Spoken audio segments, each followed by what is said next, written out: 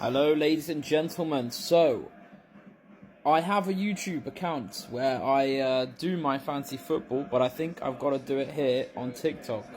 So, let me inspire you with my genius. We are on 75 points for this game week. The game week for me has finished. Obviously, Bournemouth are playing Southampton right now.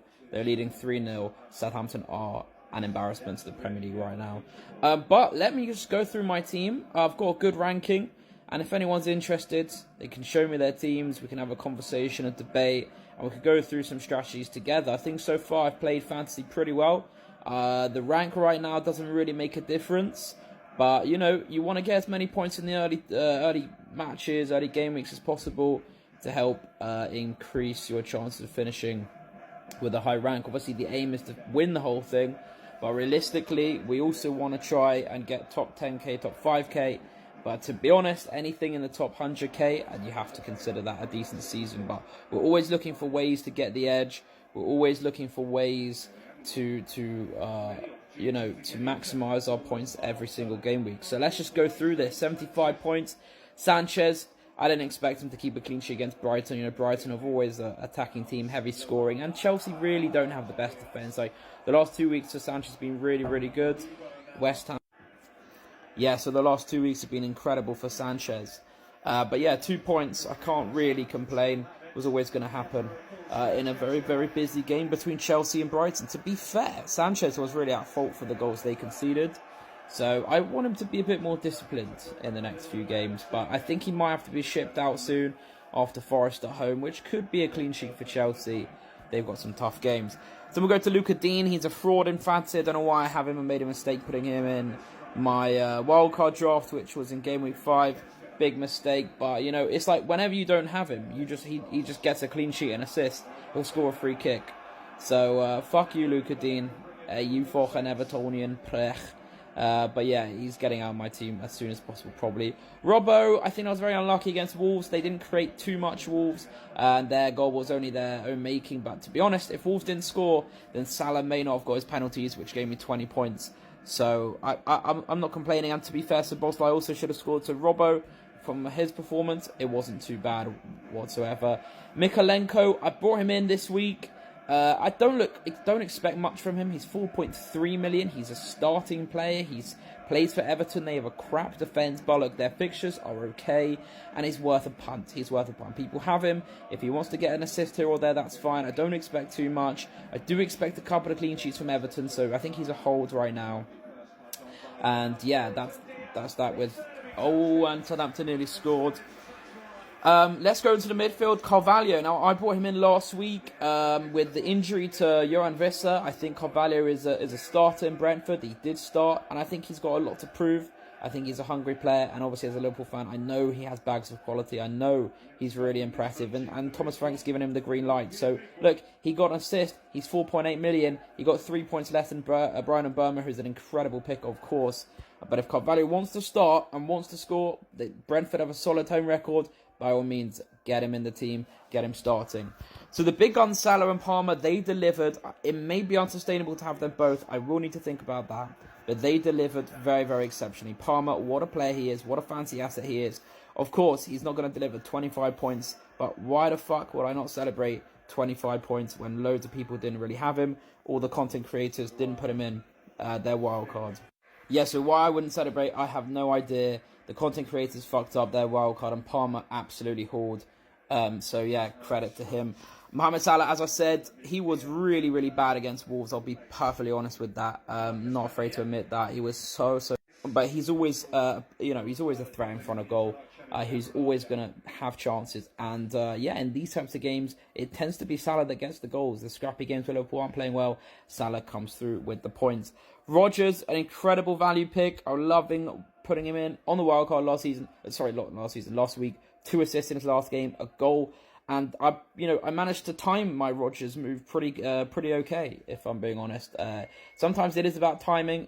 Sometimes you want to get punts on players in a couple of weeks, ship them out, get some new players in, and so timing is very underrated. I didn't expect Rodgers to do all too much in Aston Villa's first few games. Even Watkins didn't deliver, but they're starting to deliver now. Aston Villa, they're going to be a threat the whole season, so hopefully Rodgers can continue And yeah, it won't be a long time before everyone has him, but it is what it is.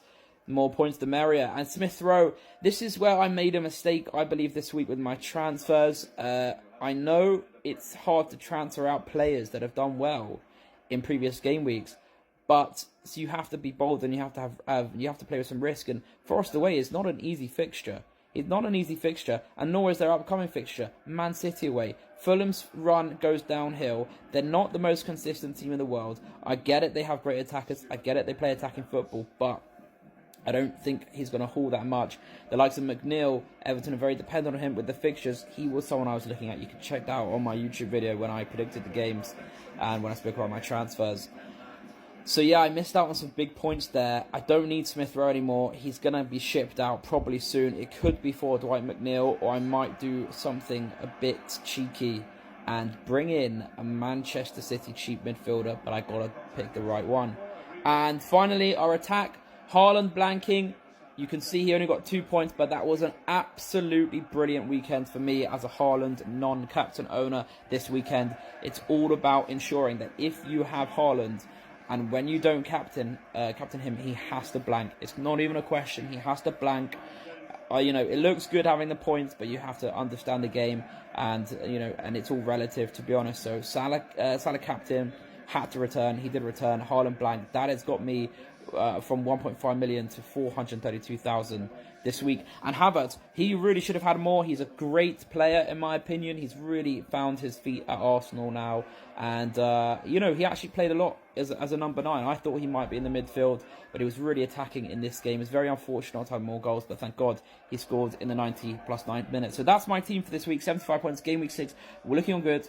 Look, this is a healthy rank. I don't mind being in the thousands right now. We see loads of amazing players in fantasy football. They're, struggling a bit, but look, the rank never matters. I'm not an expert. I've only played it for a few seasons, given up on loads of others, but I've done it properly now for a while. I've got good intuition, so let's see how well we can do. Let's see whether we can continue this. My strategy is kind of just let's see what the crowd are doing. Let's not make any blunders. Let's hope my big hitters can deliver. We have Arsenal with a really good fixture against Southampton. Without Saka, I'm nervous. I am nervous. I know how good he is. And obviously, Palmer is taking up a lot of, he takes up a lot of space in the team with his price. But I do expect him to return against Forest. It's as simple as that. So I am very, very interested in City's fixtures. I'm very interested in seeing which other City attackers can deliver. I do believe Foden is going to come good soon.